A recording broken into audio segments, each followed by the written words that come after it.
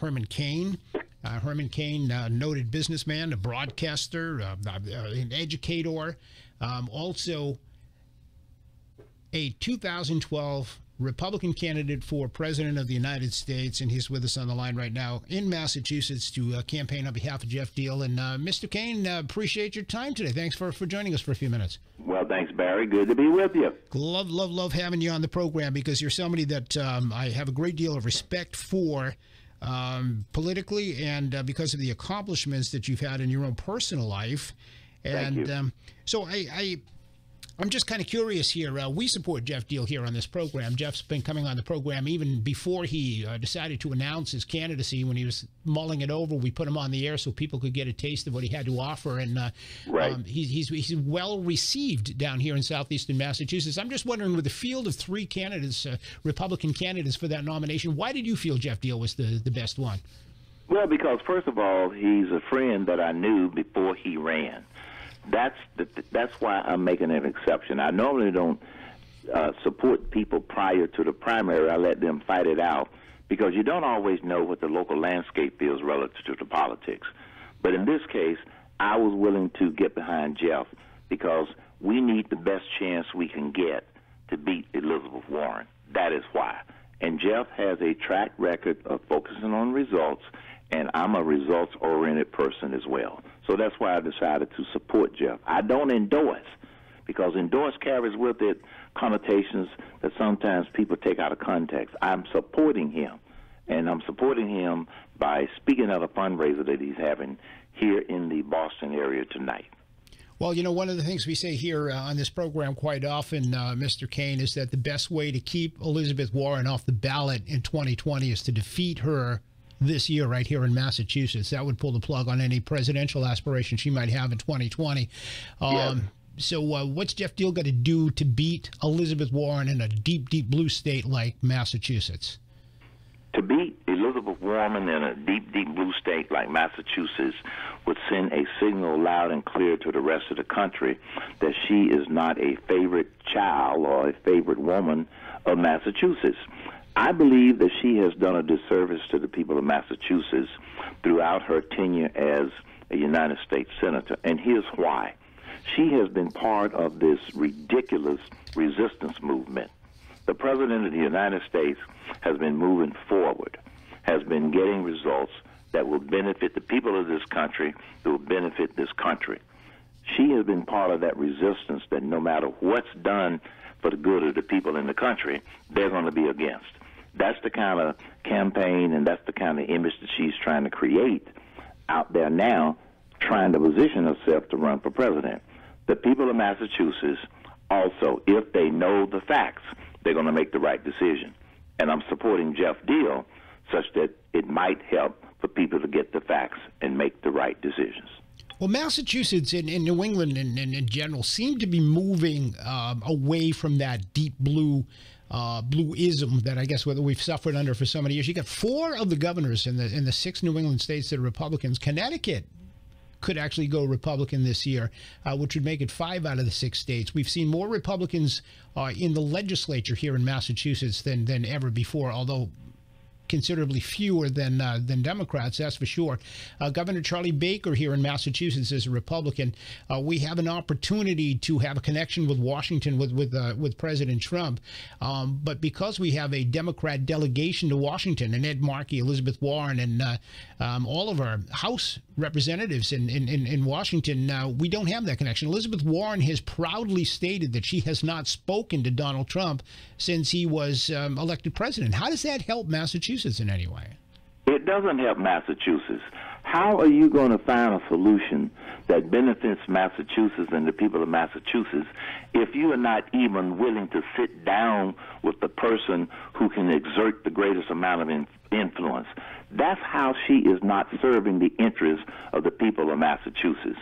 And I happen to believe, as you have pointed out, that some areas are moving and leaning more and more toward Republican, more and more toward red, because Democrats are waking up. Massachusetts reminds me of the greater Atlanta area. And the landscape in Georgia I'm much more familiar with. In Atlanta and the surrounding counties, which is about 9 counties, yeah, they are buying a lot of this liberal hogwash about free stuff, free stuff, free stuff. Democrat, socialist ideas.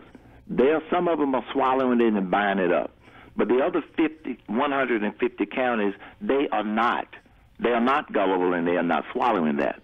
And so what you might have going on in Massachusetts, and I don't know for sure, is that in some of these urban areas, they're buying this because some of them are challenged with so many issues that they think maybe that the government is the answer when the government is not the answer. But when you get out into some of these other areas where people are thinking clearly, they're starting to see that the Democrats have no message, and in the 8 years that Democrats controlled the House and the Senate, or the 8 years that President Obama was president, ask the question, what do they have to show for it? And the answer is nothing. When you have an administration, the Obama administration, that says 2% GDP growth, get used to it because it's the new normal. That tells you right there that the people are being misled. I just think more and more people, it's not overnight. It's a very slow process, but I think a lot more people are beginning to wake up. Well, we talk about the divisiveness and the just say no to everything that Trump comes up with. That's pretty much what Elizabeth Warren does, and that's pretty much what the Democrat Party is doing right now in this country. And yes. So you got Elizabeth Warren out there, and she's rallying for the abolishment of ICE. And she makes controversial statements on Thursday of last week where the criminal justice system is racist front to back, which pretty much takes our police officers and correctional officers and throws them out there and places them in great danger when you make comments like that for political purposes. What's your reaction to what she had to say about that? My reaction is those are outrageous statements. She makes outrageous statements like that simply because she makes outrageous statements like that in order to get the narrow lens of the liberal media to give her some attention. She is trying to position herself for the presidential race. So the statements are outrageous. But here's what she doesn't know. The majority of the American people are not listening to those outrageous statements. They're not changing their decisions based upon those outrageous statements. That's where she's missing the mark, making those outrageous statements and being part of the resistance movement. So that's my reaction. She only gets attention when she says something outrageous, like a lot of people, but it's not resonating with the majority of the American people. You had a great piece in the Atlanta Journal-Constitution over the weekend, an op-ed piece. Yes, Donald Trump is the most pro-black president. And you said, mark my words, Donald J. Trump will be the most pro-black president in our lifetime. What do you base that on? I base it on, one, criminal justice system reform. This is what Elizabeth Warren is not talking about. President Trump has supported something called the First Step Act. It is a way of helping first-time offenders to get a break when they come out of prison to be able to get a job. It is also reducing the amount of time you have to serve in prison if you get caught for a minor, non-violent crime. That's what's wrong with the system, just using those two examples. And he is working with a group of people out of Cleveland, Ohio, of all places, Reverend Darrell Scott, along with the other group of people, in order to be able to put that together. He is also, the President of the United States is also putting dollars behind a retraining program for people in the inner cities to help them improve their job skills to be able to take advantage of this robust job market. The list goes on, but the liberal media is not going to tell you about this. And, when they could make the accusation of him being a racist stick, they stopped talking about it. Now they're trying to label him in another way. And they are not talking about all of the accomplishments that he is putting his personal capital behind in order to make happen. They're not just benefiting black people. They're benefiting all people. The reason that blacks are experiencing, as a group, the lowest unemployment rate in history is because of the policies of this president. And that's because he's working on behalf of all of the people. That's what I base it on. And I'm not mad at you. I just get passionate about it. No, I'm passionate as well. The lies out there. I love passion, and I love this piece from your commentary. Says, but the reality is that millions of Black Americans are now experiencing unprecedented prosperity and opportunity under President Trump. This new economic climate also means less government dependence, less crime, more social cohesion, and an overall improved quality of life. And that's something that members of the Black community have been lied to for so many years. If you wander off the plantation, you're done. You got to stay here. We're the only ones that can defend you. Exactly. That's exactly right. And see, here's the thing. I made the statement publicly that I left the Democrat plantation a long time ago. It was probably in the early 1990s, and I'm not going back. And I don't apologize for being what I call an ABC, an American Black conservative. That's what I am. And when we get a president that's focused on results, that's the kind of person that I'm supporting, and that's why I'm supporting Geoff Diehl for exactly the same reason. People want to focus on the optics of allegations, collusions, investigations. I'm not focusing on that. Yes, that stuff is eventually going to get cleaned up and all of that kind of stuff, but I don't care what Omarosa, a disgruntled employee, says about the president. I don't care. I care about renegotiating trade deals. I care about tax cuts 2.0. I care about securing the border. Most Americans believe that. Most Americans care about exactly the same thing, which is why he is doing so well in the polls and why more and more people are waking up. That's what this is all about. I know you've only got Well, I'm sorry. I know you've only got a couple of minutes left, and I just wanted to get your thoughts on something else that happened last week. And you talk about the dangers of coming off of the Democrat plantation, but the value of it as well and not looking back. What did you make last week with Candace Owen? She comes out of a restaurant after having breakfast, and she's surrounded by some 30 guys, mostly white guys, with bullhorns yelling in her face and blowing dog whistles in her ear. And yelling at her racist remarks, calling her a white supremacist and the police white supremacist and all this. This, in my opinion, harkened back to 1965 and, the March to Selma. It may sound dramatic, but to me, a black woman dares to have a political point of view that's different from what she's told she's got to believe in, and she gets treated this way. To me, there's a lot of similarities there. I beg to differ with you, and here's the reason why. The situation back there was based upon people breaking the laws and people being treated unfairly. The situation today is just a reminder that the Democrats and the liberals, they no longer can intimidate people to stay on the plantation. They now have to harass people who leave the plantation. Right. That's what she experienced.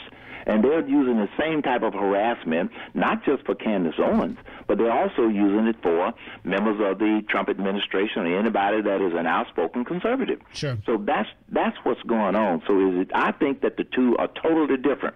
This isn't about equality. This isn't about what's happening today. Isn't about equality of rights, equality of access, equality of treatment. No. Today, it's about we don't have a message, so let's create as much turmoil and disruption as we can with manufactured protests, harassment of individuals who dare to think for themselves. So I applaud Candace Owens for being able to take and put up with the kind of harassment that they're trying to. She's a brave woman. She's absolutely a brave woman. That's my question. And there are a lot of brave black conservatives out there that I applaud them, and we're just going to have to stand our ground. So 29% now is the black approval rating of President Trump. You point out in your piece that that's doubled according to the Rasmussen poll from last year. It's entirely possible that the black community could help carry Donald Trump to re-election in 2020. You're absolutely right. It could be the difference maker. And let me tell you why I'm so excited about that 29% that I didn't mention in the article. I go to a predominantly black church that has over 12,000 members, and I've been on the radio as an outspoken black conservative. And when you have black people coming up to you at church after the service whispering, I listen to your show. And I say, good. Why are you whispering? They don't want to be harassed or intimidated. by other blacks who may not agree with them. We are not going to save everybody. All we have to do is to save the savable. If we save the savable with the results, guess what? You're right. That group could help Donald Trump get reelected in 2020. Another year, if that number goes up to 39%, it could be a very, very important factor in this election. You could say good night then. Yeah, absolutely. So we're going to say good night to Elizabeth Warren. What you got on this? Let me tell you, the reason I'm here is because I know it's a long shot for Geoff Diehl. But, you know, I've never been afraid of long shots. And if the people of Massachusetts really knew what this Senator Elizabeth Warren was doing to ignore the people of Massachusetts, they wouldn't continue to reelect her. They just don't know.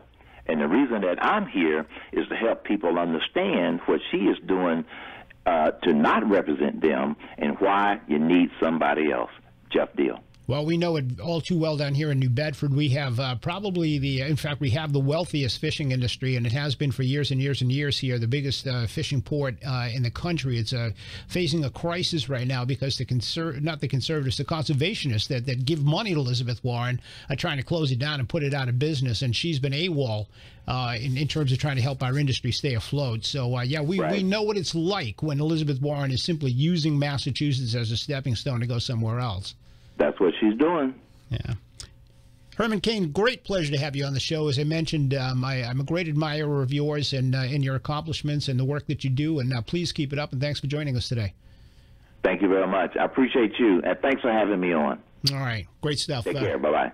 Herman Cain, former presidential candidate. He's a broadcaster. He is also a businessman, and he former educator and somebody who's on the inside. I mean, Herman Cain is a part of the black community and a very outspoken part of the black community. As you heard him say, he left the Democrat plantation back in the 1990s, and he's not going back. Let me take a quick break. We're going to come back, get your thoughts on what you just heard and some of the other stuff we've been talking about. Stay with us. You're listening to 1420 WBSM.